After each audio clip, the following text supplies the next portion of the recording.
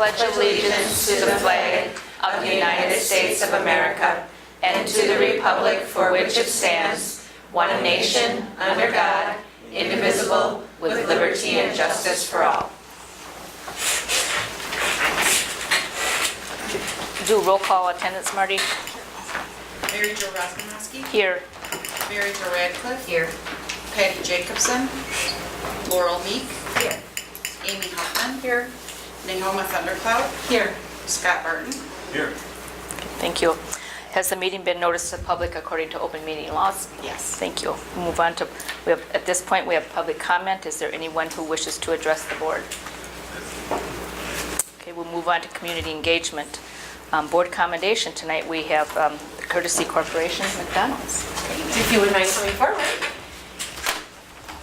So it gets a little confusing when we say Courtesy Corporation, but it's really McDonald's, right? The subsidiary, and you are Shelby, correct? Yeah. And so I want to explain our relationship with Courtesy Corp that we've been very, very, very fortunate of. The first one, and though perhaps the relationship that many parents know, is that you guys have supported our Student of the Month at the high school for many, many, many years, providing meal vouchers for our students and their families to come up to celebrate after they've been nominated as a Student of the Month. Yeah.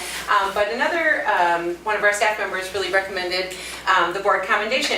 Sarah Helgeson, who teaches our foods class, says that they've been able to come up and get some fantastic hands-on training, and that the staff there is always so welcoming and answers so many questions of the kids, and really every time they go with the same class can go multiple times and they find different experiences for them to have, and so it adds so much relevance for our kids to be able to do hands-on work, and they just really, really, really appreciate that opportunity. So thank you so very, very much for your work with our kids. Thank you.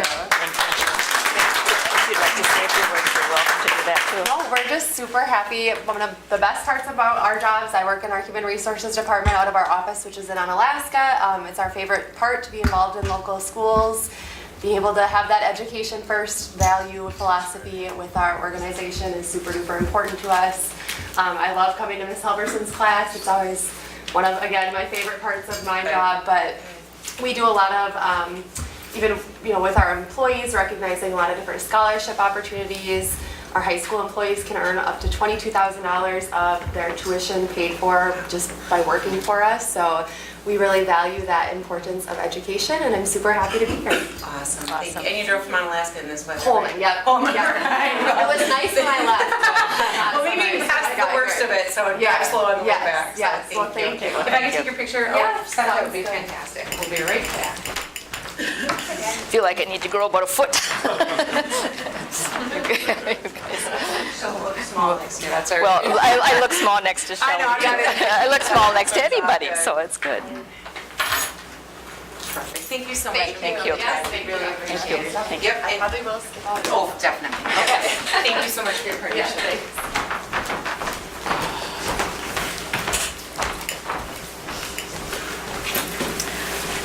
Okay. Move on to, we'll be discussing the school resource officer. Get some updates from Dr. Severson. So to give the board an update since our last conversation, the admin team had a meeting and we had lots of discussion. They were not present at the last special meeting, so I gave them the Cliff Notes version of some of that discussion that was had there, both the in favor of and the questions, and just wondering what could possibly be. The next part of that was that we needed to let you know if we had any dollars available, that we could even engage in this conversation. And so, as I shared, when we hire new staff, in the spring when we're doing our budgeting, we have no idea who, if anyone, is going to resign.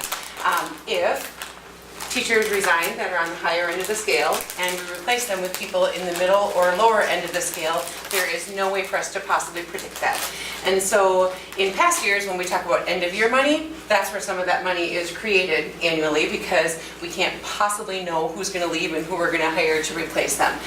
This year there is a pool of dollars that is created, about $15,000, that Jill feels very comfortable in being able to allocate to a potential school resource officer if that is what the board prioritizes from the district. Remember, when we do our budgeting prioritization for you, that wasn't part of the discussion, but that was prior to a great deal of community conversation that has happened since then. And so I want you to know that we feel very comfortable. There are some district dollars that are available simply because of the movement of staff members, those exiting and those entering. So it would come at there would not need to be any reductions anywhere else in order to financially support it for this year. Okay? And so I left that special board meeting with some other questions, and so I wanted to fill you in on some of the questions that we've asked. I felt at the last meeting that Sheriff Waldera expressed that they were very committed to the position and were going to continue with the position regardless of what others did, and also said it would be helpful, any financial investment would be helpful to our cause.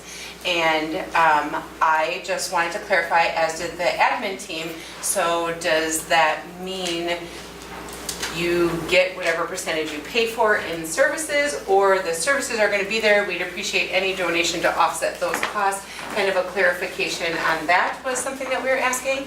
And the other thing that was brought up by the admin team, the question that I asked Sheriff Waldera, and have since tried to set up an appointment with one of the Ho-Chunk legislatures, is that if the Ho-Chunk legislature does donate $20,000, that feels to us, and maybe that's Fantasy Island, but it feels to us that we have the bulk of the Ho-Chunk kids. And so would that be a donation more on behalf of the school district of Black River Falls as opposed to Melrose, Medora, and Alma Center? Whether that donation goes to the city or to the county, that feels a little bit more targeted towards our students, since we have the bulk of the Ho-Chunk students compared to those neighbors. So those were all questions that were generated from the conversation. Right at the end of the special board meeting, I threw a loop to Chief Bakken and said, what if we had $8,000 to donate, what would that do?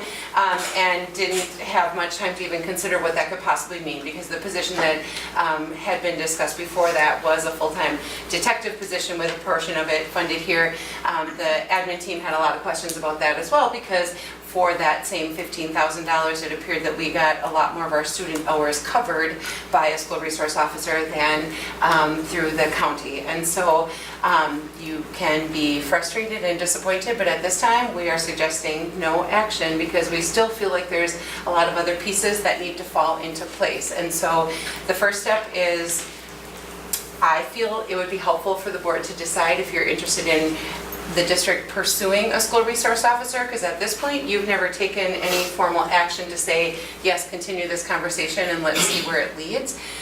So I think that would be helpful. And second, I feel like we need to see, I've spoken to both Alma Center and Melrose Mindoro, but they've not taken any formal action yet. The nation hasn't taken any formal action yet. So there's a lot of pieces that are in movement. Because our position is really unique with both the city and the county, I don't know that it's in our best interest for us to move first, as opposed to letting some of the other pieces first land, and then seeing what is in the best interest of the district to make a decision. So our recommendation is kind of to do nothing right now, but I would love some direction from the board as to whether you want us to continue to pursue this or not. So the question is, are you in favor of having a school resource officer in our district first, and then are you in favor of putting some funding towards that if necessary? Does anyone have any weigh in on that? And if I could just clarify, I feel like we've already opened that door because Kyle's already here. So Yeah. as far as wanting the services, we've already accepted them for free, and so Yes. it would feel ungrateful at the least, but it would also seem, I feel like is the district interested in making a financial commitment Okay. at some point? Should we continue having these conversations, or are we just going to say, if you want to give it to us for free, we'll take it, and if not, then... Well, I guess where I was going with that question, more or less, thinking if we were voting on one or the other option and someone voted against, I wouldn't want it perceived like that board member did not feel it was important to have a school resource officer, because I think Shelley is right. We've all agreed that we want to go in that direction. But if someone is feeling differently, I certainly want that up front here too. So we need to take formal action that we want to pursue that then? I would appreciate some direction from the board that yes, you'd like us to continue these conversations. And then my question is, we're happy we have $15,000 this year. Then next year, that would just be budgeted in the budget year after year, or we're going to wait and see? It would have to be part of the prioritization that happens annually. Although I think they wanted a commitment of Certainly. 35 years, so that's understandable. It is understandable, but I also feel like, I understand why the 3 to 5 years, but we work in education on a biennium budget, and so every 2 years, we are handed a new budget. And so to make a strong commitment that bridges the state budget is an additional layer of challenge for us in public education. So again, I absolutely understand what would be ideal for those involved, but we also obviously need to put the interests of the district. Would this be the time to make a motion? One more thing I wanted to just ask, because we haven't had much conversation with either Chief Bakken or Sheriff Waldera since that special board meeting, I don't know if you guys have any more information that you would like to share, or if you just came to, I wanted to give you that opportunity if that was okay with. Sheriff, you were meeting with your committee about the funding. Do you have an update on that since the last special meeting that we had? Yes, the committee has decided to move forward. They would like to only invest 30% of the contribution at this time, also waiting for some other contribution investors. So that's the first step they've taken. Our board meeting, or actually our hearing is on October 1st, and then the final vote on the budget will be in November again.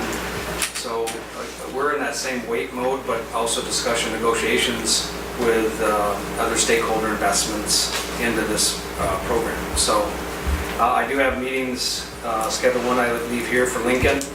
They're doing very similar to what you're doing tonight, is discussing it with potential action in October. Next Monday will be Melrose's same. They're going to discuss it, and then with potential action in October. So it's just really right now, it is early, but sooner or later the budget's got to be set and we got to figure out what we were going. So. Chief, do you have any updates you'd like to address the board? I can add that, so we discussed being a potential full-time position in investigator/school resource officer. We are still in the budget phase as well for the city, which will be a January 1st budget. I have put in my budget a full-time investigator position, so I'm kind of just waiting to see what's going to happen with that. So whether it's an investigator, school resource officer, or a full-time investigator, that's kind of remained to be seen. And I know when I initially threw out a dollar figure, it was just a dollar figure for us to work off of.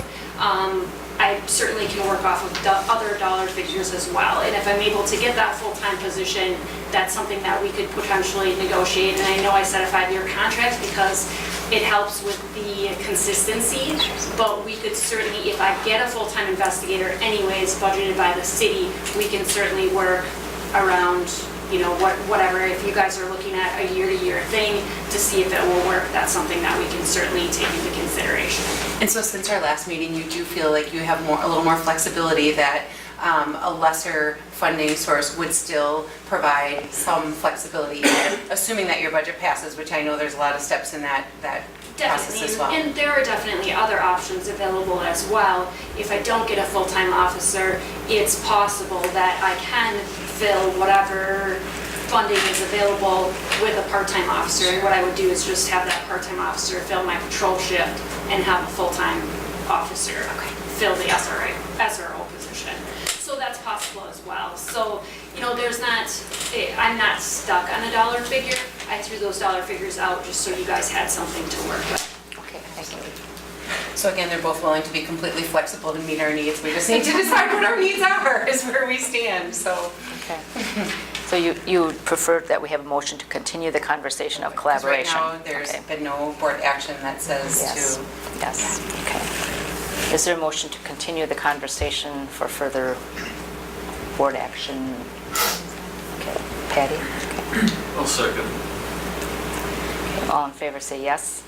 Yes. Opposed? Okay, thank you. Okay, we'll continue to collaborate and talk. Okay, moving on to... Thank you both very much. Yeah, thank you. Moving on to our people, we have focus on the purpose. Forest Street Early Learning Centers will be presented. And I heard there was singing and dancing. Microphone is so that the camera picks it up, so if you're speaking to the mic, that'd be great.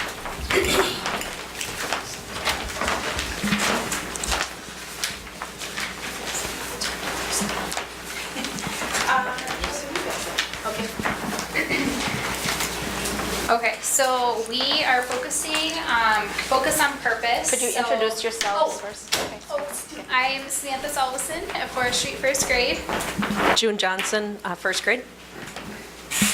Melanie Floyd, principal. Thank you. And can I interrupt you for one moment? Marty, did you ever get our clicker thing back from that presenter? Remember I... No. Okay, did they respond? Did they have it? I haven't heard back from them yet. No, I still have the bag in my, on my desk. Okay.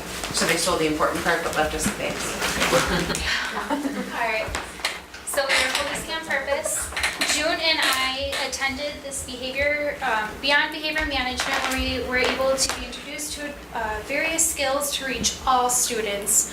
So not just a specific category of students, but all students through depression, attention difficulties, hyperactivity.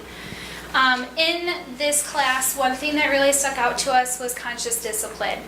It was something that really reached out to the relationships of the students between you as well as their families.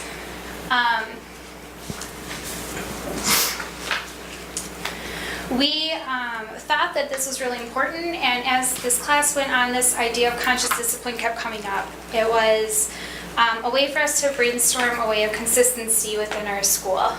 So as that happened at the beginning of summer, eventually came our principal interviews. Which I was on, but Samantha was not.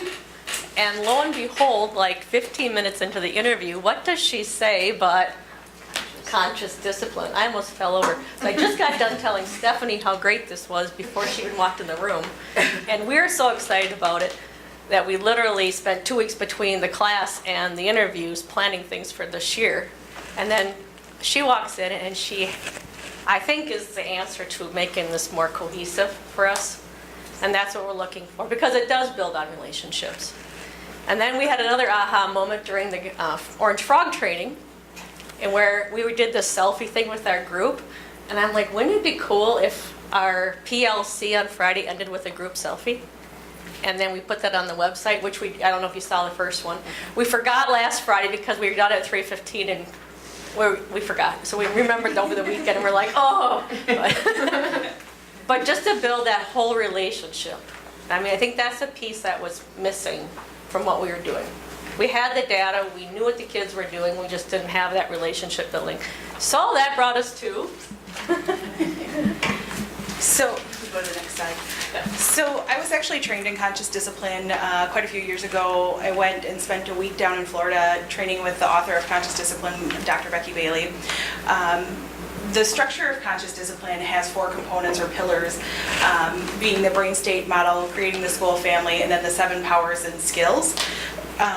So the brain state model, the part of that is that it builds students' competencies. So we actually teach the students neuroscience, and we tell them that the different centers of their brains have different powers, and there's different tools that they can access when they're experiencing different emotions.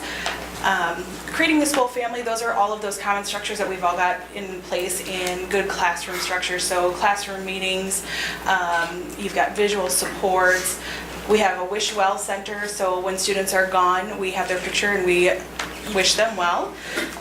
We have a we care center, so when students maybe do something that they need to apologize for, or when somebody is gone or something happens to our school family, they can go to the We Care Center, write a card or an apology note, or just a note saying, you know, I appreciate you and what you've done, and give that to them.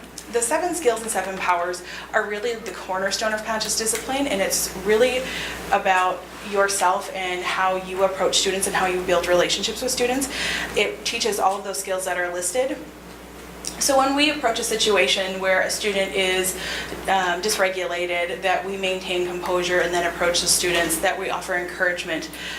We build assertiveness within our students so that when they are in a situation of conflict, that they have the tools to solve the problems on their own. And then we're constantly offering choices to them, that we are approaching situations with empathy, that we assume positive intent in others. It's great skills in a school setting too, that in other adults we see the positive intent that they're doing. And then consequences are really founded within the relationships that you have with your students. So it's not just about doling out consequences, but building relationships with them so that they know that every choice has a consequence. So with that, one of the tools within conscious discipline is a Brain Smart Start. So we wire our brains so that we're ready to learn. And we're going to take you guys through a Brain Smart Start. And so there's 4 parts to it. One is an activity to unite, and which you've already done. The activity to unite as a school family involves everyone doing something together. It builds connection, fosters a sense of safety, and it actually releases endorphins. So our activity to unite was the Pledge of Allegiance. We all did that together. The activity to commit, we ask that you commit to participating and consider the strategies shared with you with an open mind. So we have kindergarten and first grade students, which are really fun little active bodies. When you do the activity to commit, it's an activity to commit oneself to learning, which involves affirmations and positive thinking. It produces serotonin, teaches responsibility, promotes mindful attention, and develops a prefrontal lobe. So, the third part is the activity to disengage stress, which involves deep breathing and stretching, and it prepares the brain for cortical learning and turns off the stress response. So they're going to teach you some breathing techniques. All right, so first we're going to start with the balloon breath. The balloon breath is you're imagining that there's a balloon on top of your head and you're going to be filling it up with your deep breaths. So first you're going to be starting with your hands on top of your head. That's going to be hard. And then as we're going to take 3 deep breaths to fill up our balloon. Each breath you're going to bring your hands up just a little bit higher. You want to make sure that you're nice and straight so you can really fill your diaphragm. And then you blow out. So when you reach the top, we're going to kind of make that sound of a balloon releasing once it pops. So let's fill it up. Oh, sorry, go slower.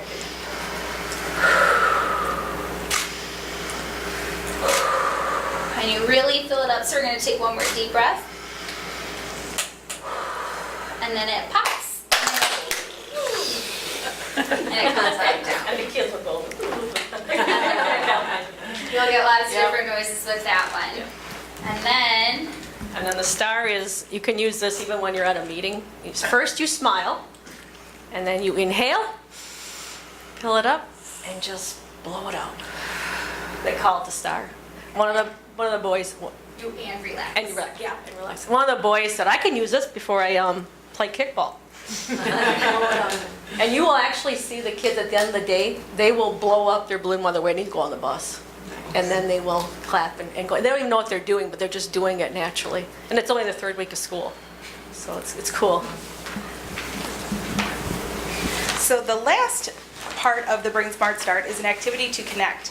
The activity to connect has the students and the teacher it helps each other maintain focused attention and the motivation to learn. It also releases oxytocin, which promotes connection and reduces aggression. So for this, I'm going to ask you to stand up and find a partner. And in my classroom, if you don't have a partner, you raise your hand so we can easily call those out and find a partner for you.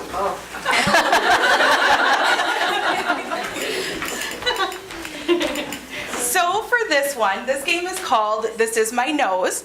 And you have to decide who's going to be person A and person B. Person A points to a part of their body. So person A point to a part of your body. And you can say, but calls it another name. This is my ear. So everybody. This is my I don't want to play floral anymore. Then person B has to answer in reverse. So if I said, this is my ear, this is my ear, then she has to point to her ear and say it's something else. Not my Ear. Something else. This is what I need. This is my foot. So then you have to point to your knee. This is my belly. This is my tongue. This is my hair. This is my waist. This is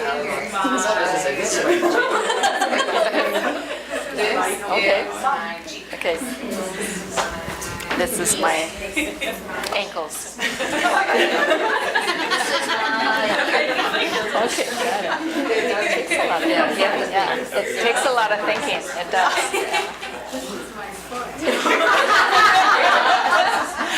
All right, thanks everybody for participating.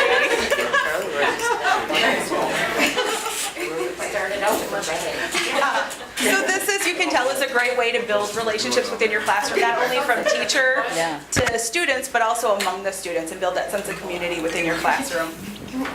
So, as far as this relates to our whole building, one of our building goals is to reduce the percentage of ODR, so office discipline referrals of students without established behavioral intervention plans, by 10% by this spring. So we have done a few things to, when we talk about focus on purpose, some of the stuff that we're doing is we've moved to actually input all of our behaviors into EduClimber, so it helps us really look at data more efficiently. Our continuous improvement team that focuses specifically on social emotional learning is going to be working on cleaning up all the systems that are at play within our building. So all of us over the years have a lot of training on behavior management, and we've got PBIS and the pyramid model and conscious discipline and love and logic and zones of regulation. There's all of these things that are great tools, and a lot of them overlap, but we're going to be doing a lot of work this year on determining what are the important structures that we think should be in every classroom and developing a common language so that when kids go from grade level to grade level, that there is a stability and a sense of structure and a common sense of language among those. So we will keep parents informed by including them in our family night activities, monthly newsletters, and then including them in the training of these great tools that we're exploring with their kids in school. So thank you. Thank you very much. Thank you so much.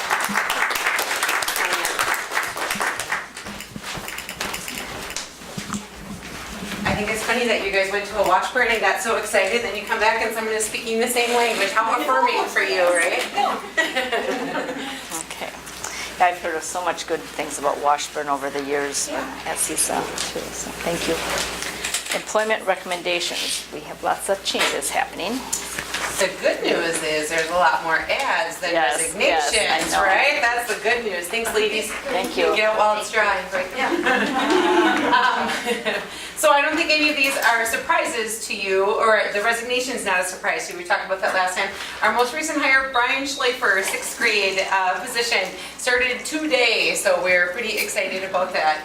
He's actually local from the Melrose-Medoro area and just has not been in a classroom in a bit. And so he's really, really excited. He stopped over here first thing this morning, and Mary and I got to meet him, and he's really excited about this opportunity. The only open position for teaching staff is still a part-time interventionist role.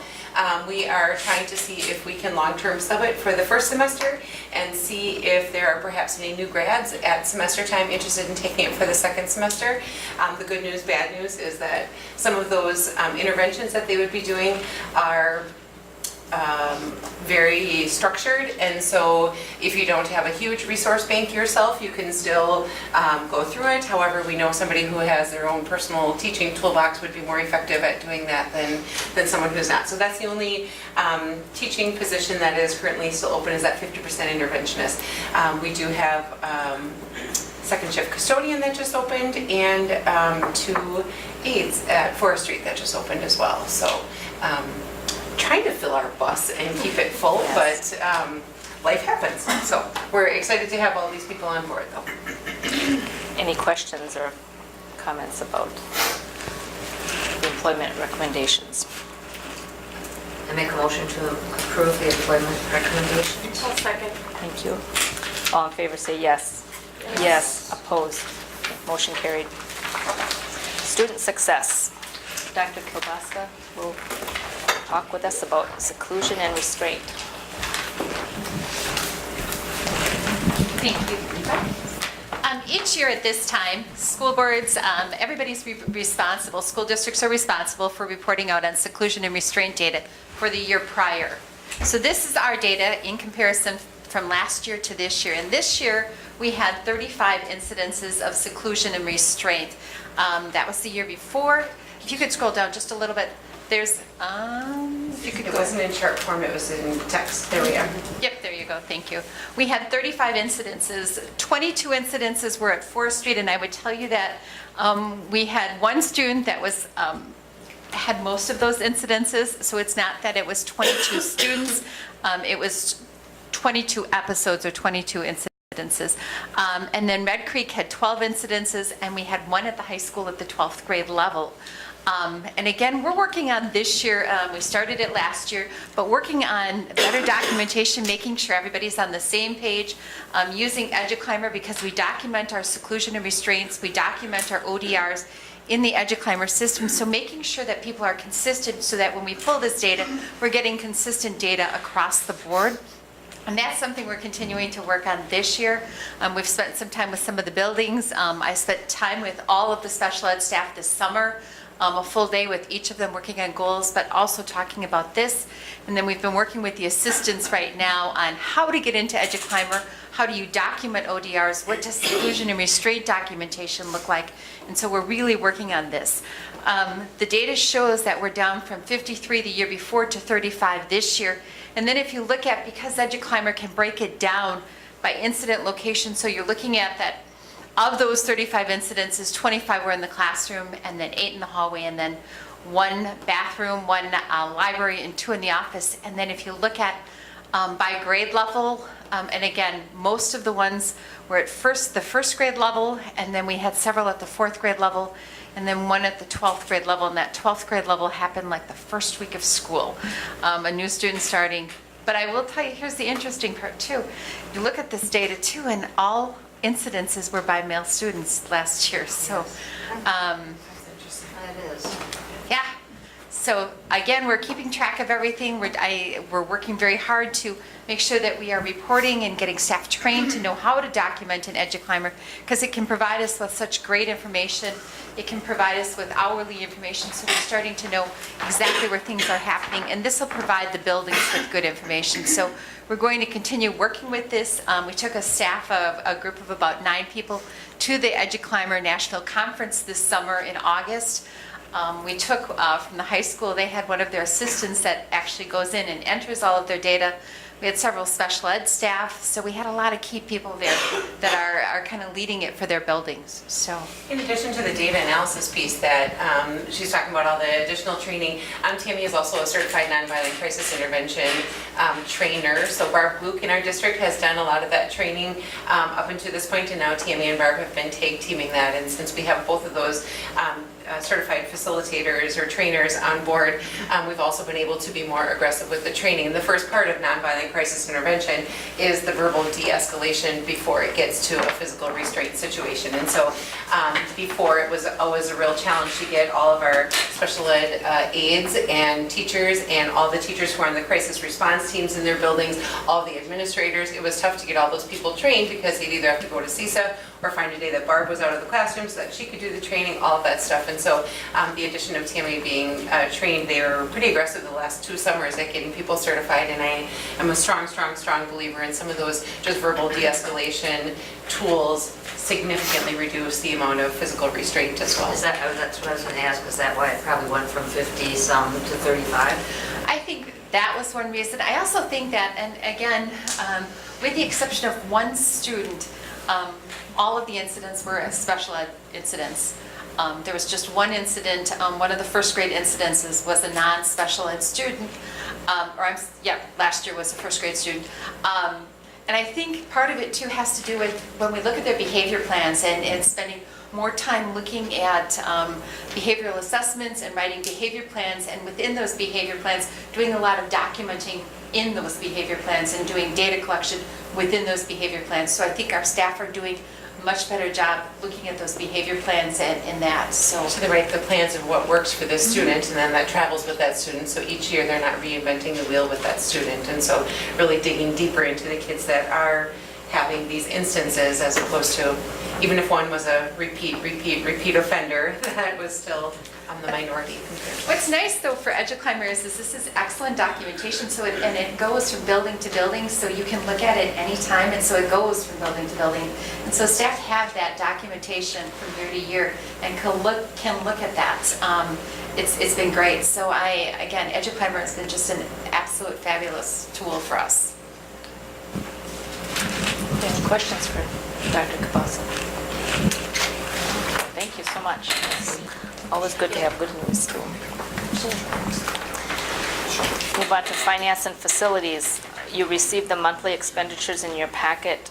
Does anyone have anything they would like pulled out for discussion or questions? Okay, is there a motion to approve? I'll make that motion. Thank you. For second? Okay, all in favor say yes. Yes. Opposed? Okay, motion carried. School lunch updates. So this agenda item originated this summer when Amy actually had been to a WASB thing or read something, just read one of their updates. Yeah.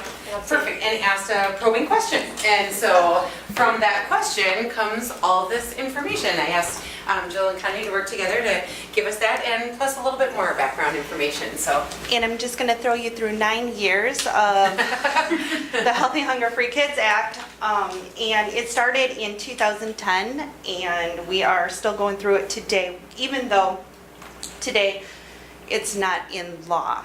But because of the importance of nutrition of our children, of course, that's why they kind of implemented it.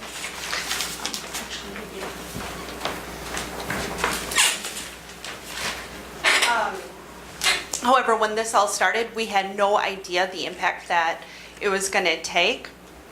And it's actually on the next page, Jill. Oh, okay.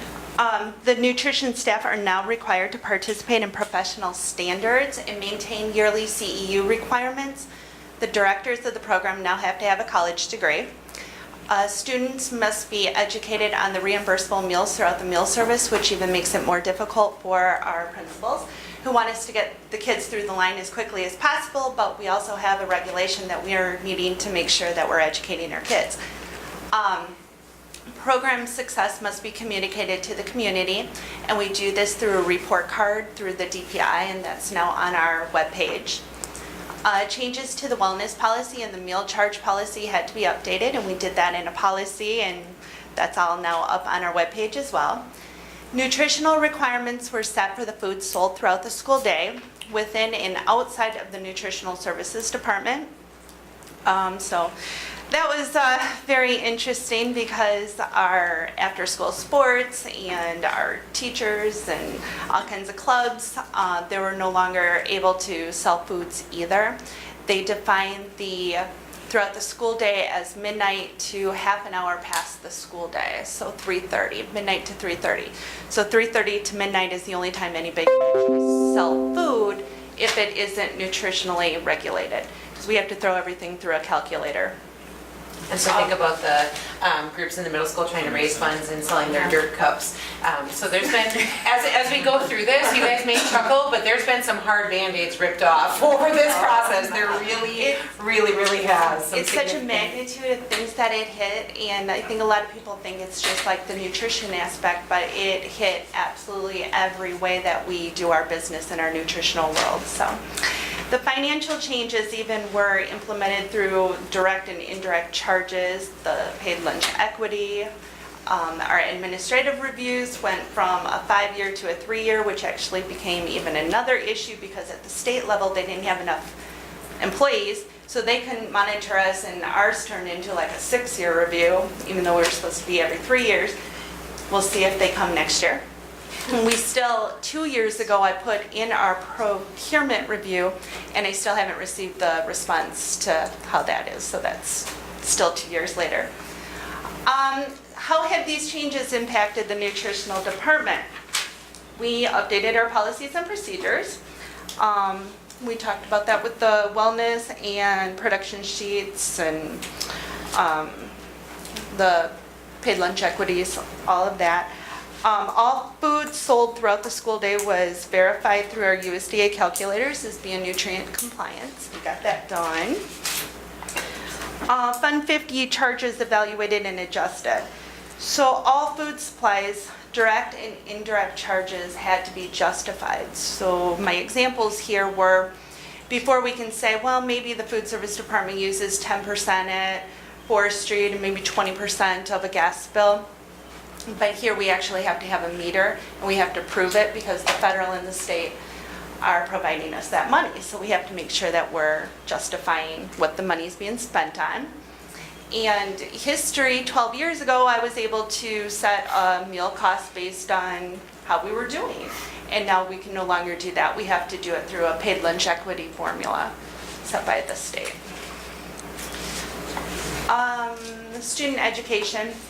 If you notice in all of our kitchens, we have signs posted everywhere. And those are just to help us educate the kids of what a reimbursable meal is.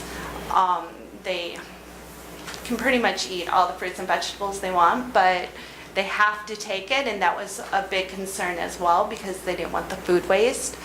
And actually the way that the regulations said, a child can walk through the line and pay for their meal and throw it in the garbage, and there's no justification. It's just the way it's written. Let's see. Nutrition directors, oh, we had so many troubles.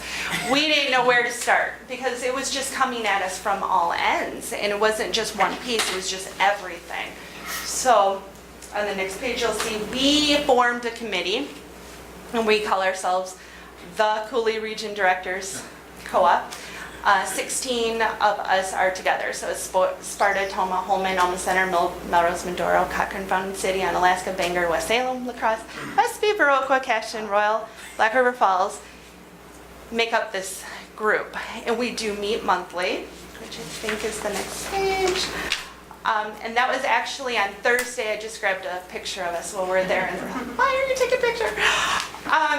But in addition to forming this co-op just to learn all aspects of our job, we also did this for purchasing because the procurement expectation is another one that would actually take a full-time staff member just to do that piece of the job on a daily basis.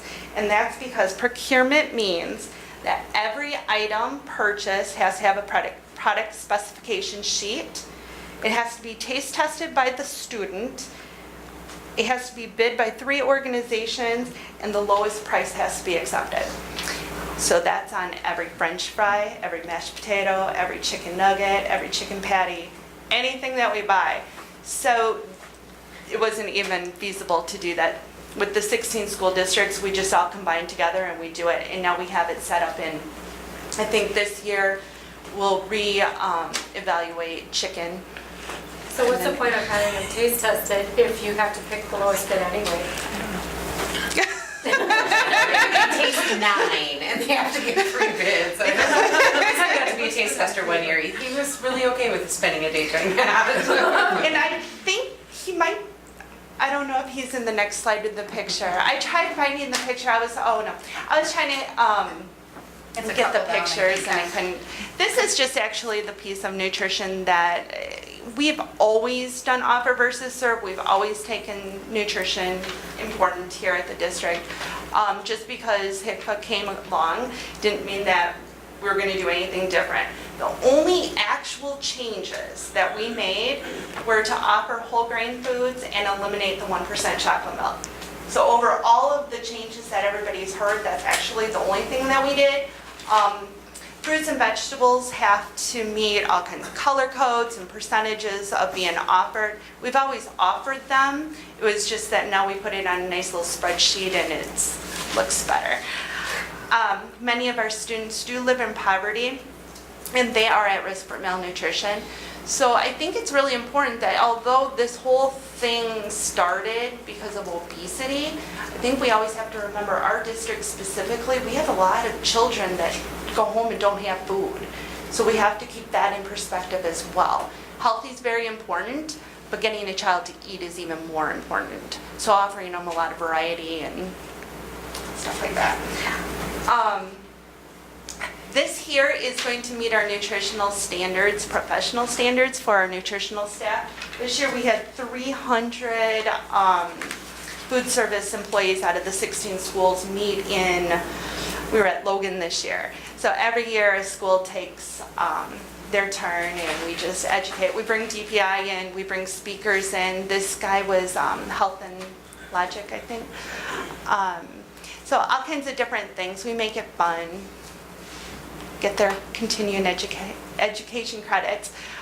This was a group we had a couple years ago, and the interesting thing about our district is that with Bryce and Matt and Abe, they all, it's not them, but they chose 200 foods for our school district. So all the surrounding schools actually are eating the food that our kids selected. So that's kind of exciting. They were extremely done eating after 200 items. Student we never had this. Luckily, I did hear of a student wanting to form the walkout, and that's why we formed what we call a SNAC, Student Nutrition Advisory Committee.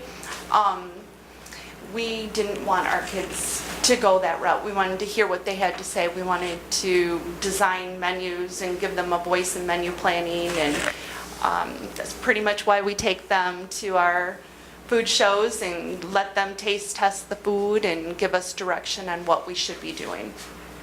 They are our customer. The biggest thing were way back in the day, in 2010, our whole grains were like cardboard. The formulation was just horrible. So I did have to agree with them. It was a hard sell, especially if you're doing like chicken Alfredo that you're used to a white noodle, and now we're putting whole grains over top of it. It changed the taste profile of all their meals. So we did get our manufacturers on board. They reformulated all the products, and now you can't even tell the difference. They are amazing, and we say kid approved. Students were not happy that they felt like they were being forced to take the fruits and vegetables, but I've never really found too many issues with our students. And the Harvard studies are actually showing that they're eating 16% more vegetables and 23% more fruit at lunch. And I don't know if you've ever been through any of our kitchens with our garden bars, and they're stocked. There's not a reason that you can't select half a cup of fruit or vegetable or a quarter cup of each, and then we try to offer the hot meals as well, offering them with all kinds of different, I'm not sure if this is the slide, but different kinds of ways to prepare them. To buy local, American made is the other provision in this, and we do use Fifth Season, and that's out of Viroqua. This keeps our local products available and prevents me from having to actually go to the farms, and that's a huge issue. I know there's some other school districts that do it, and I think it's amazing, but I don't know how they have time to, there's a lot of paperwork to do. You have to track it, you have to make sure that the water sources are safe and soil testings, and if we get word that people want us to go out to the farms, we will figure out how to do it. But right now we're using Fifth Season, and it's trackable and safe data. Steak, this is just something fun. We actually last year we offered steaks through Sunray Dairy in Mendora, Wisconsin. Our fabulous maintenance staff helped me prepare 500 steaks on the grill, and we asked our coaches to be our celebrity staff. And 60 to 70% of our milk is from Wisconsin farms. The milk is processed in Iowa, and the headquarters is in Illinois. In fact, Prairie Farms is our dairy contract, and they won the world championship for 1% chocolate milk. Another interesting thing about this is out of all the processors that we send our bids to, they're the only ones that accepted our bid. So even if we wanted to change vendors. We haven't had anybody want to work with us. And I think it's kind of because of the location we're at. And they have a lot of issues with distribution. So it's hard to get us the milk and the quantity of milk that we need. We go through lots of milk. One of the negative impacts that we also had from this was kids were complaining that they were starving. I don't know if you've heard that through children. But in fact, that there was little to no changes in the overall foods that we offered. And that students can eat all the fruits and vegetables they want. So they really shouldn't be hungry. But we always continually remind them that lunch is only a third of their nutritional requirements for the day, and that they should absolutely be hungry. Because after school, it's their body's way telling them it's time for supper. If you're eating breakfast at 7:30 and you eat lunch at 11, of course you're hungry at 4. So they can always have more fruits and vegetables. Breakfast at school. Our breakfast has undergone many changes throughout the years, and we continue to offer free breakfast to all students because we know that hungry students cannot learn. So through the many changes, the Black River Falls School District continues to represent the state of Wisconsin as the model for our breakfast program. So if you go on the TPI website and you just do a web search of Black River Falls, you'll find us as one of the models. So that's pretty exciting. We are hoping to implement some more ideas this year, so hopefully we have more success in our breakfast program. Through all the changes, the school nutrition continues to move forward. We continue to look forward to providing the best nutritional meals and the best services possible. So on March 2nd, 2018, after the basketball team, of course, if anybody knows, I love basketball. We had the bacon wrapped pork tenderloin, choice of potato, glazed carrots, garden bar, and cream cheese pie, and that was at the basketball request. And for September 22nd at the football request, they had steak, baked potato bar, garden bar, and strawberry pie. So we hope to continue to do nice, fun things for the kids, get them excited about nutrition. It's a great time for us to get out there and educate and find out what they want, move forward. That's it. That's it. What questions do you have? I just had no idea that you had all those regulations. That was eye-opening. The regulations are scary. When I've been at state and national meetings with all of the smaller districts, there's a great concern over that requirement of the college degree for the nutritional expert in the small districts, and they're really struggling with to balance the payment out. Do you find within the group you're in, do you find some of those districts are experiencing that as well? Well, it also is based on the number of students that you have, so there's a lot of different levels to what they'll allow.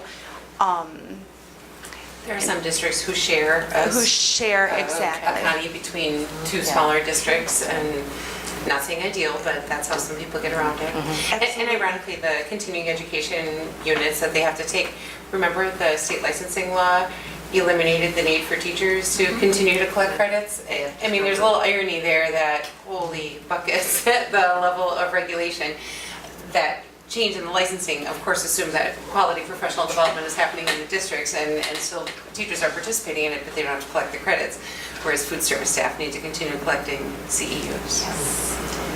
I asked this question because I think it was the WASB or whatever, because of Farm Bill, I want to say, because the school lunch program is under the Farm Bill, is that correct? Mm-hmm. So they were curious to hear back from school districts as to how all those regulations were affecting them, and they wanted that feedback as they prepared a new bill, I think. So that's why I asked the question.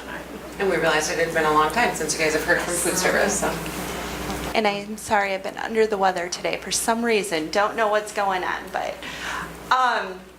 as for that, we're not making any changes. Even though the regulations are getting laxed and you can make different changes, our kids are actually very happy with what they're receiving. So for us, I don't think to go backwards is a good thing. We'll just keep on moving forward and listening to the kids. And we still have school nutrition snack committee up at our high school. So we'll just keep asking them what they want and move forward. Just for everyone's information, every once in a while on Facebook you see people talking about snack or share tables. If you're familiar with that, when they have either breakfast in their classroom or snack or whatever that they create, or even during the lunch, some schools do it, where they put a table out for a student who took something like a milk and then they didn't drink it, they can go put it on this share table and then someone else can go get it. And people share it with me, they've shared it with Connie, and they're like, wouldn't this be a great idea? Talk to us about share tables. Well, first of all, share tables in concept is a great idea, because if you're hungry, you can still come up and you can eat some more. Here specifically, our sanitarian frowns upon it and would prefer that we don't. Some of the bigger reasons why they don't want us to is because you don't know what the child's done to it. Did they lick the top of it? Were they sick? Did they sneeze on it? Did they put drugs in it? We don't know what they've done with the food. So once it goes out of our kitchen, it goes in the garbage. It does create waste, and we do understand that that's an issue, but for the overall safety of our students, we really can't be letting them eat after somebody else. So do we have regulations on what the kids can bring for treats to share with the class now? No, as long as we're not selling them, the student can bring them. So they can bring homemade things yet? They absolutely can. Good Yep. for us. So allergens, we do advertise if there's a student in a classroom that has a significant allergy, all the other kids, parents in that classroom would be made aware of that. So if they wanted to send a treat, but those teachers who have those kids with severe nut allergies, they usually keep a stash of safe snacks for that child should, a parent bring something in and so they're not left out. But- Yeah, that's a whole nother world, because that's another busy, prominent area, which I'm sure you're aware. I just had a question. So this is a lot of work. Yes. And a lot of new regulations, and hopefully with the intent of having healthier children. Is anybody knowing if we're having healthier children?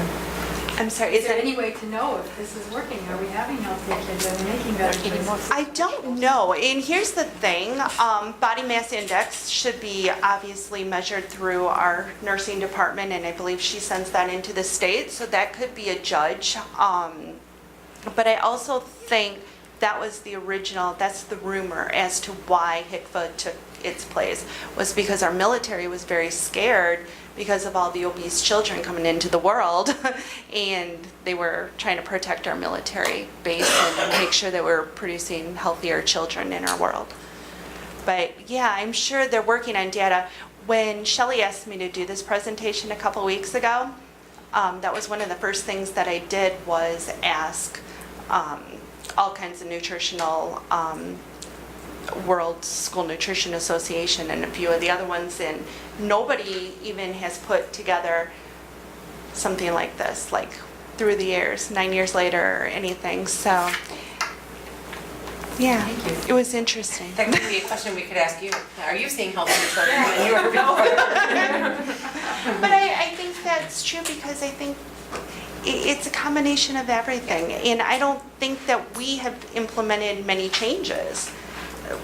We've added whole grains and fruits and vegetables, which is absolutely more important, but you still need exercise and moderation, and it needs to be continued throughout the day. And Are there regulatory, like, paperwork kind of stuff though that just is so burdensome that if they could eliminate or reduce some of that sort of oversight, that it would just make life easier? It's not just what you're providing, it's all the extra work that goes into proving what you're doing.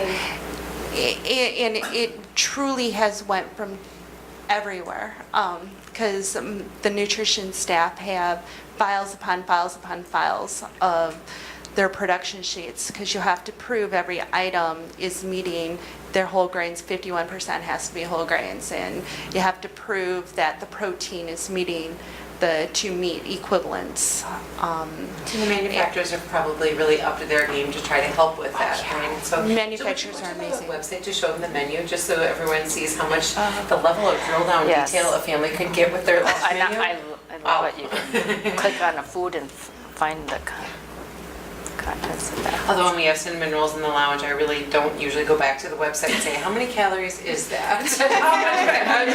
And we try to balance that because I do have families that are very concerned that maybe their child selects a cinnamon roll. Where is it now? Is it under school? Go to the bottom lunch menu. Oh, right here. Right there. But I think it's very important to also note for breakfast, which we all know how important protein is not a requirement for breakfast. 2 grains is the requirement. And if you want to serve a protein, it counts as a grain. That's the part that's Just baffling. Yeah. well, So I can't see it on my screen.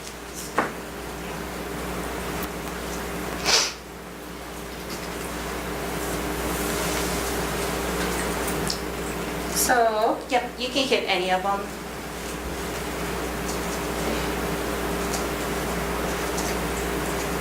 Hopefully it works.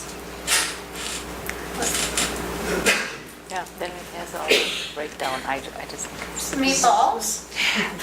And my goal is when it quiets down a little bit, my goal will be to hopefully get the allergens in there, because that would help a lot of students.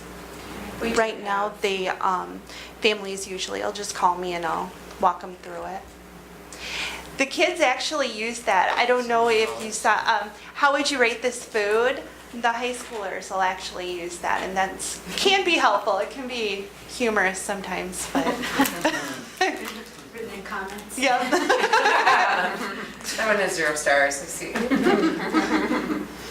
But there's an awful lot of information available for those parents that are interested in digging deeper, so. And it to the top on the right also, Jill, I believe, I'm not sure that, yeah, they're, the carbohydrates, yeah, it should be right there if you click on, it looks like the calculator.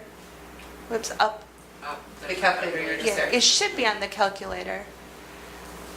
And then that should break everything down, yeah. So if you're a diabetic in our schools, you'll be able to pick out. Which is really a growing population, and Yes. so there are a lot of families who are having to do some careful planning when it comes to their kids' meals, so this is really, really helpful.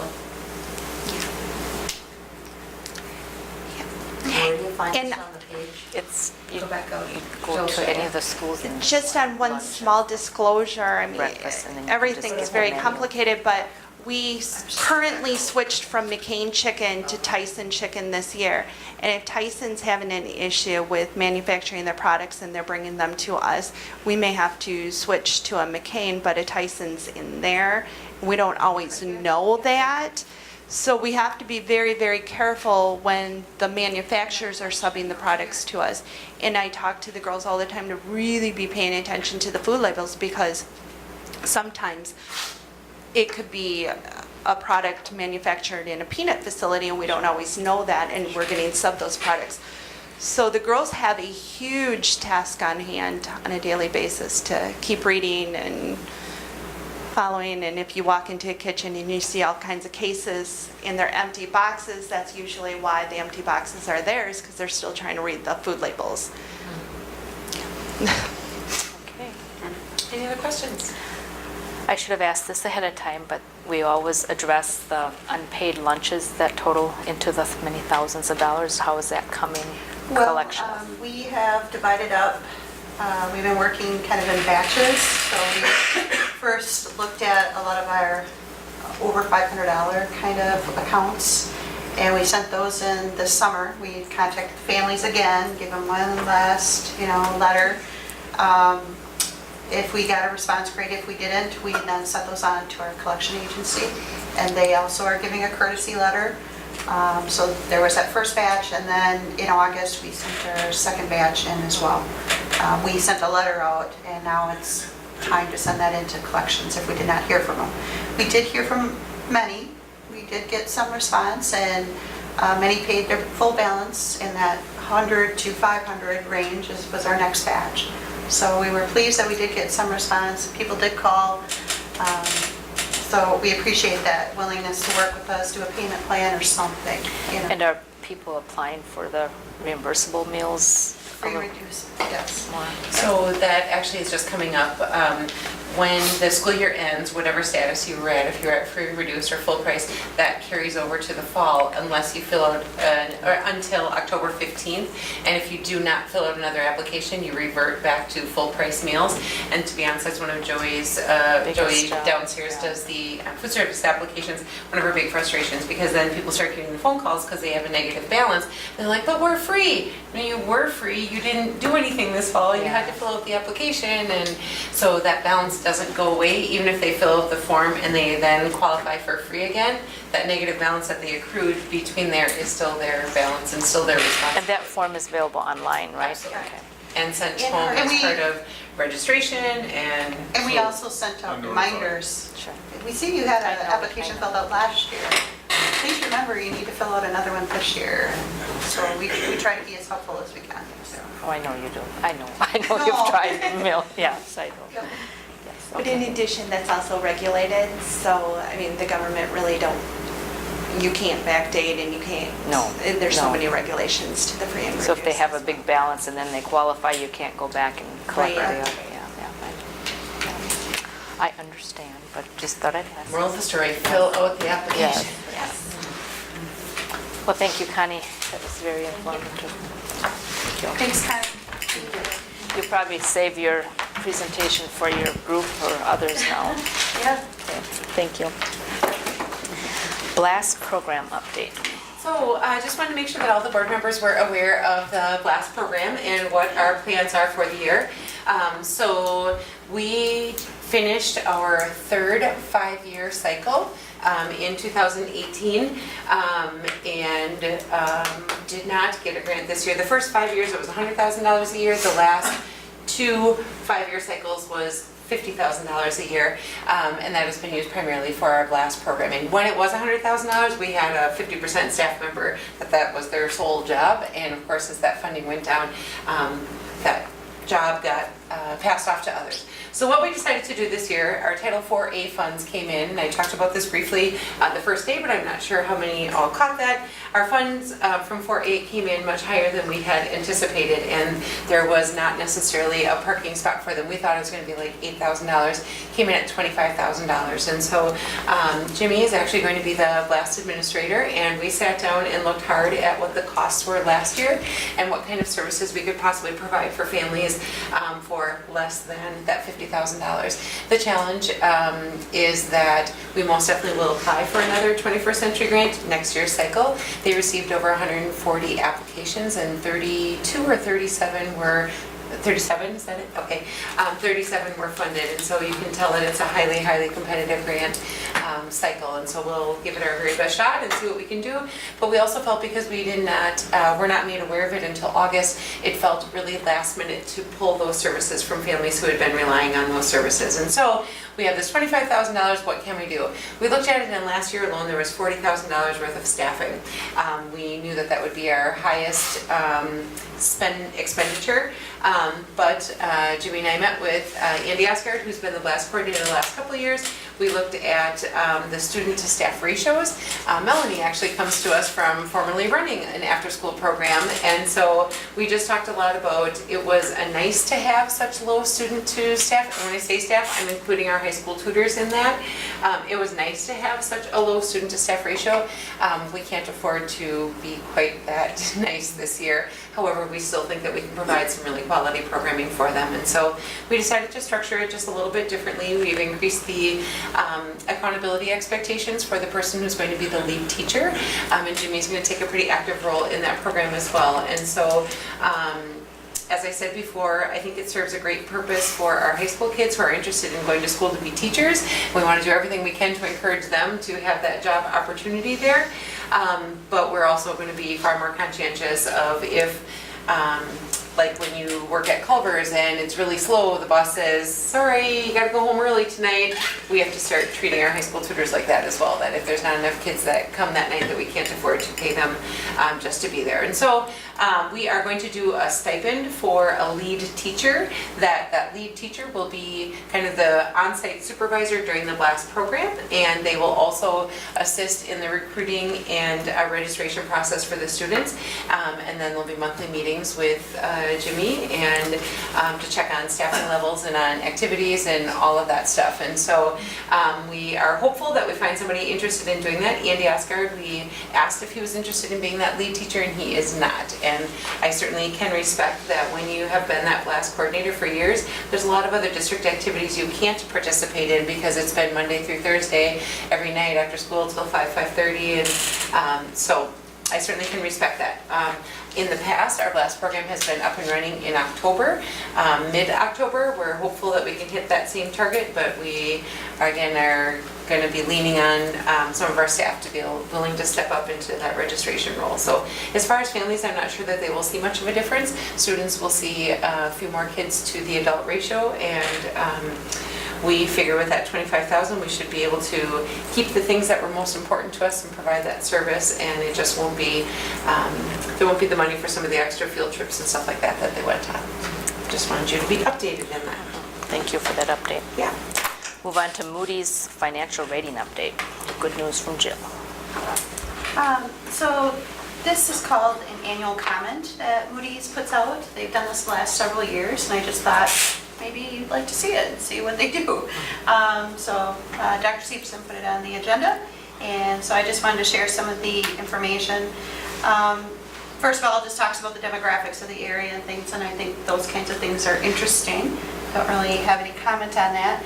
If you look at the credit rating, if you look at the credit overview, it speaks a lot of layman's terms, but not everything is when you're reading through this. But AA3 rating is in the median rating of AA3 for U.S. school districts, so we're pretty much right in the middle.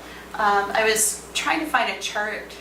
Baird sometimes gives a chart that will show how many districts are in this rating and how many districts are in this rating, and I couldn't put my hands on one recently.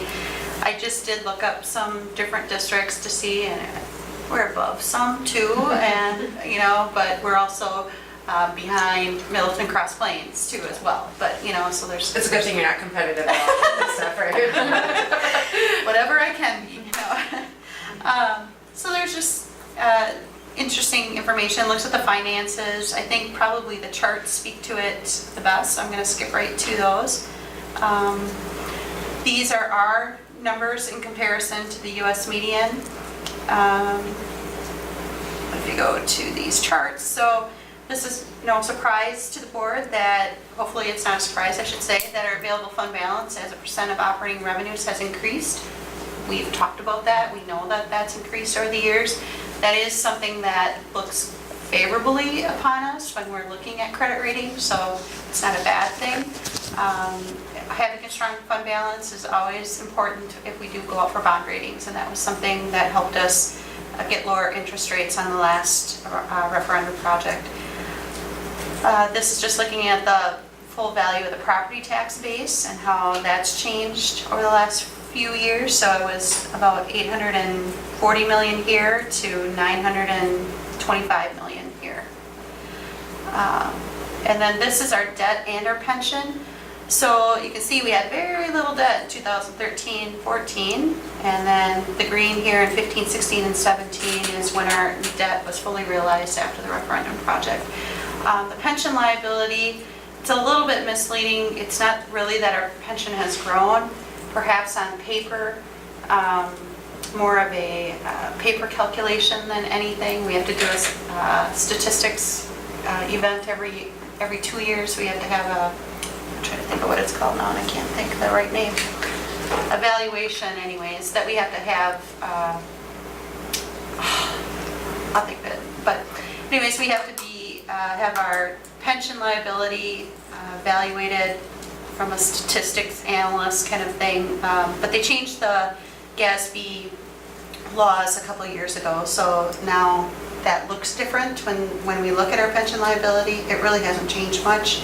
If anything, it's going down, really, but just on paper, it looks like it's going up. So that's something I can't. Actuarial study? Actuarial study, way to go, yes, that's what it is. Actuarial study, so it's all just looking at who we have that year. They forecast forward how many people are going to stay here and actually have that benefit when they retire, that kind of thing. So, but the biggest piece of that, as you can see, was the debt service changing.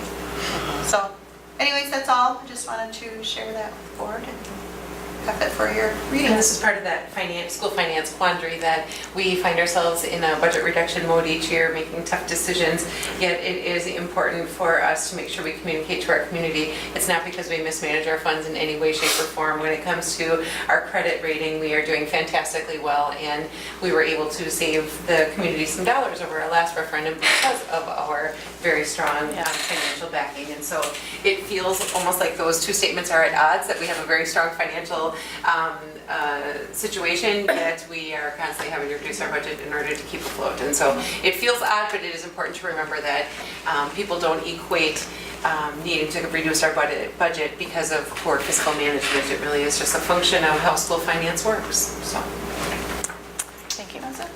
Any questions for Jill? Okay. We'll move on to our reports. For meeting minutes, does anyone have any questions or comments about the minutes for approval? Make a motion to approve the meeting minutes. Thank you. Second. Thank you. All in favor say yes. Yes. Yes. Opposed? Okay, motion carried. Dr. Severson's report is next. I have just a few things. So the Teaching Today, this was a magazine that goes to every single mailbox in the school, like in-school mailbox.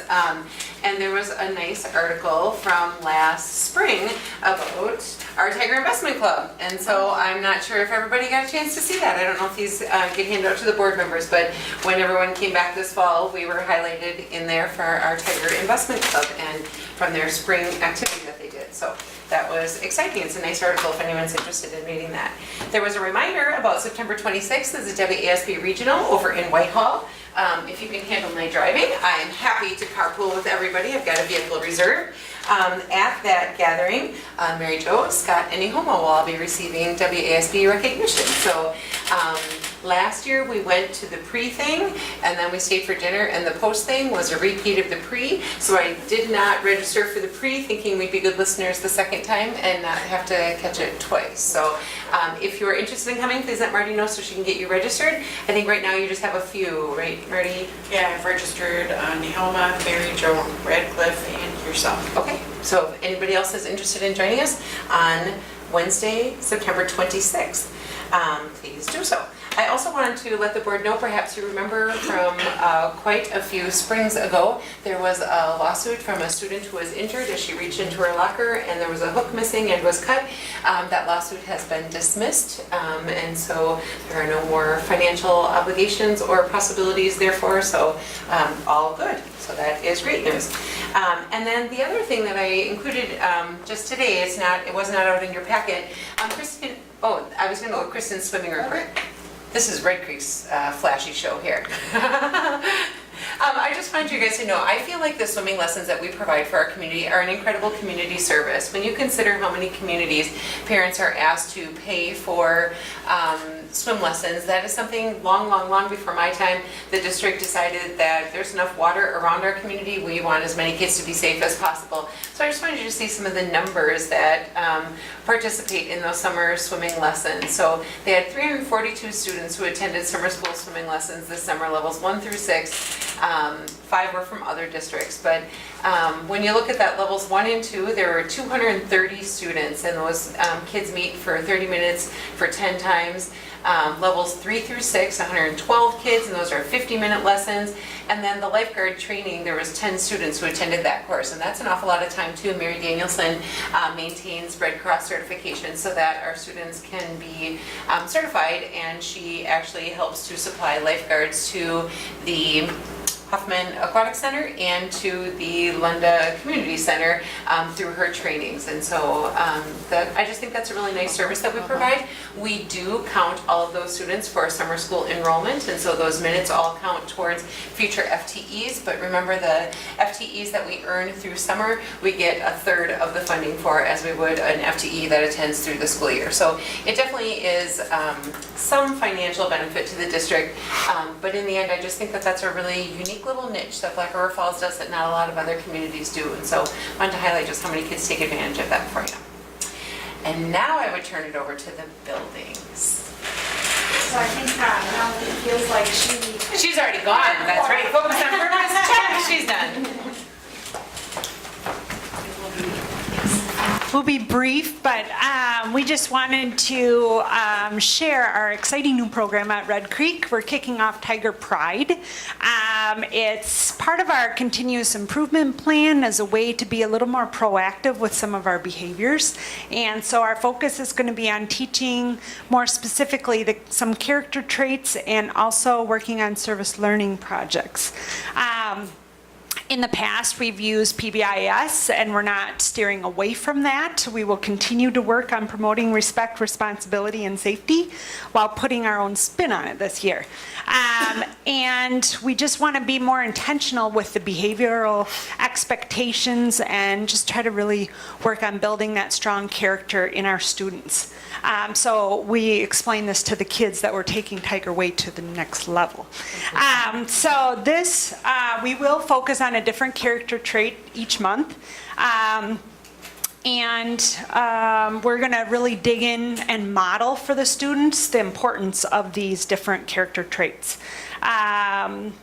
And later on, towards the end of the school year, our intention is to try to push ourselves to do at least one service project, but hopefully many more. We are rolling out our new character word each month at our staff meetings, and so we're taking some time to talk about how we're going to do that with our students.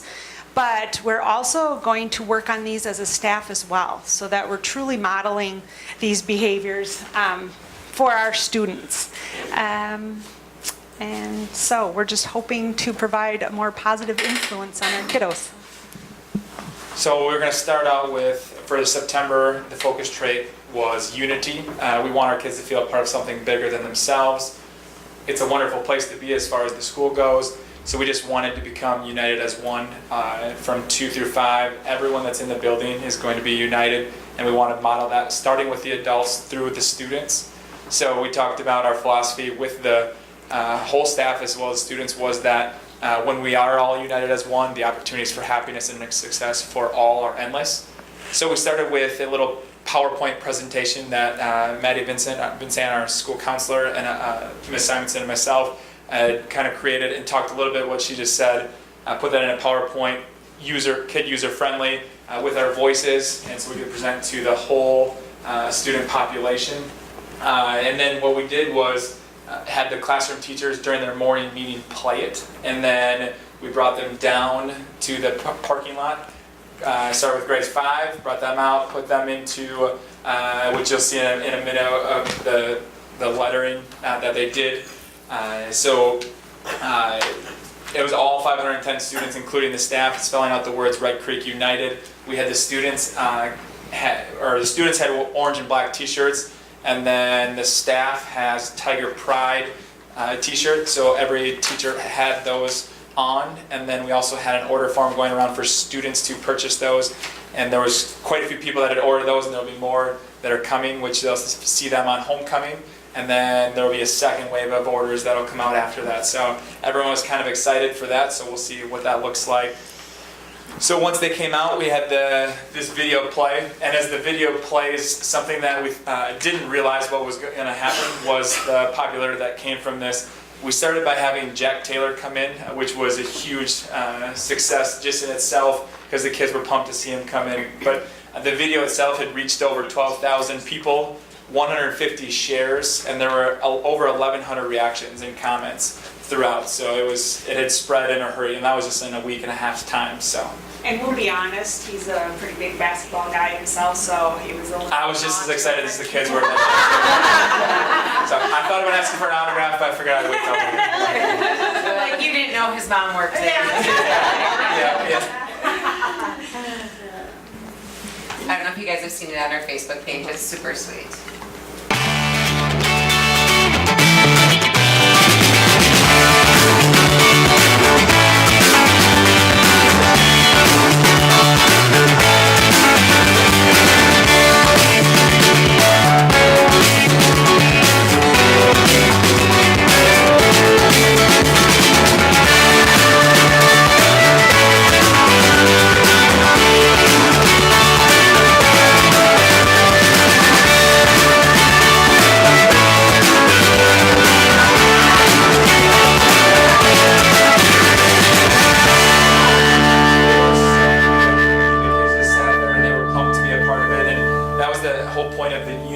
Like coming down together, being one. They were working together. It was absolutely amazing to see them work together like that. Just before the drone lifted off, they were silent. I'm like, hurry up, get it out.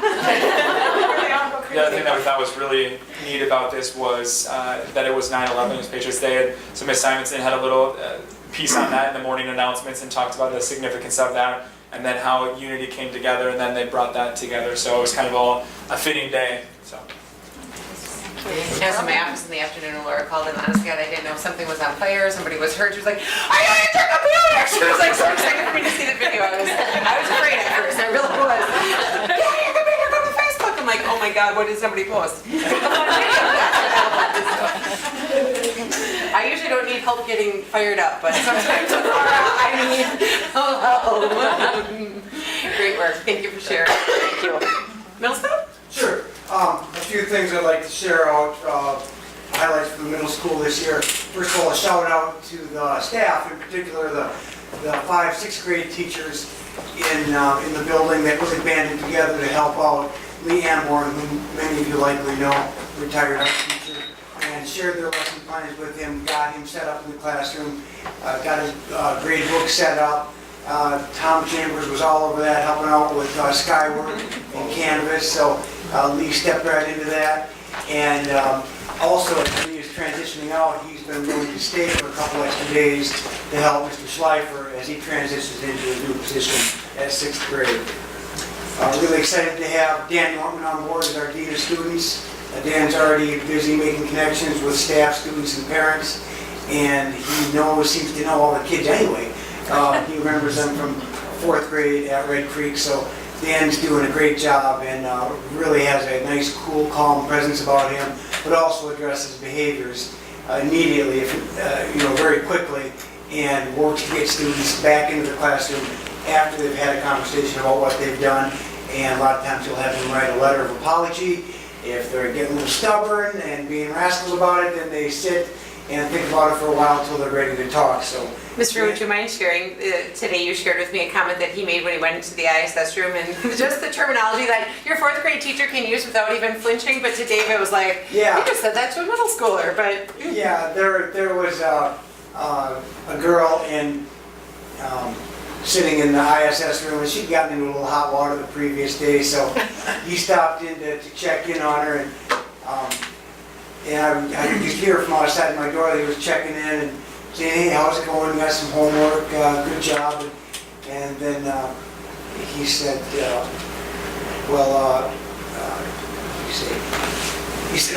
he popped in initially and he said, hey there, monkey, how's it going? Everything's all right? And I'm like, what? I couldn't imagine myself. 4th grade term of endearment. He's still new to grade as the 7th grade. But it just flows right out of Mr. Norman, and it's just kind of a fresh voice and new perspective on things in middle school. So he seems to be fitting in and doing a great job, and we're talking and working together on kind of division of duties and things like that. But it's nice to have that additional assistance for staff, students, and parents, and myself too, honestly. We're really excited about the new Carnegie Learning Math curriculum in the middle school this year and how that's working in with our new 6-day rotating schedule.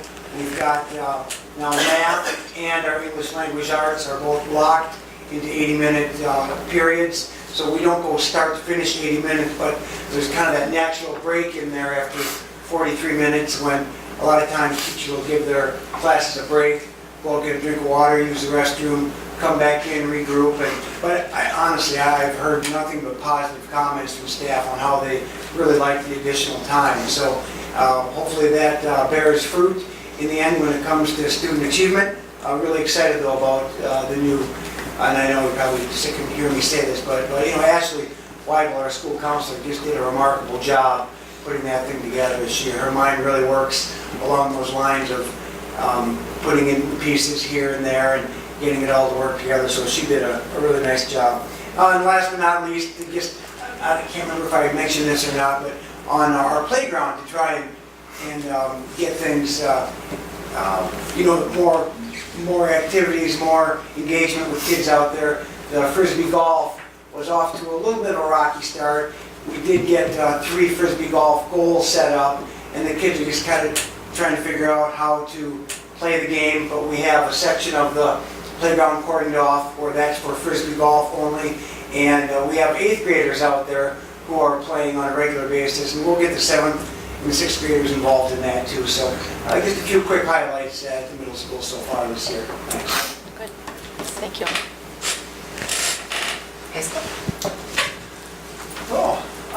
So it's kind of funny how things kind of parallel each other. The high school is looking at doing something a little bit different than PBIS also. A lot of it was grade level, students saw the Tiger Way as kind of a kiddish thing. It's not, but they couldn't get over the hump with that. So we actually kind of dissected the pieces that we needed from PBIS also. So we still look at data, we still look at responsible traits, that kind of thing. But we looked at a theme that we wanted our students to get ownership of, because one thing as high schoolers, they start making their own choices, and sure enough, when they're in groups, sometimes they don't make the right choices. So we want to teach them to we don't do that here. And out of that came the We Are BRF kind of motto, slogan, and it's really taken off. It's kind of neat to watch. So if you walk in our high school, you will see not only We Are BRF signage, but each teacher kind of puts their own spin on it. So if you walk by one room, We Are Unique, or another one is We Are Scientists, or whatever. So everybody's been doing their own spin on it. Classroom rules and things like that, we're working on more of the we language, so we get students to feel like we're all in this together. And we've kind of put that with learning and helping each other out when we're stuck and we need issues to work through. How can we help you? So we've been working on that also with the staff.